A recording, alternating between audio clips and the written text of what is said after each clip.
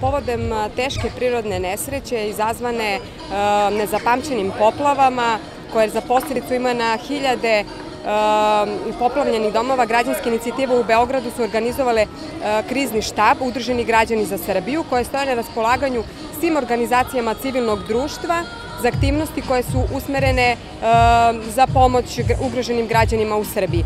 Taj krizni štab u građanskim inicijativama, koji se nalazi u beogradskim kancelarijama na trg Nikole Pašića broj 9, je alarmirao sve međunarodne mreže civilnog društva, sve međunarodne organizacije i donatore radi prikupljanja pomoći ugroženima u Srbiji. Takođe, u okviru lokalnih kancelarija koje imamo ovde u Bujanovcu i Novom Pazaru, takođe sprovedene različite humanitarne akcije. Sa nama su ovde učesnici Youth Build programa, prve, druge i treće generacije, sprovode akciju prikupljanja humanitarne pomoći i ovim putem apeluju svim građanima Bujanovca da se priključe ovoj akciji. Sva sredstva koja će danas biti prikupljena biće donirana uglavnom za decu, odnosno ono što je prioritet, to je voda, sredstva za higijenu i oprema za bebe.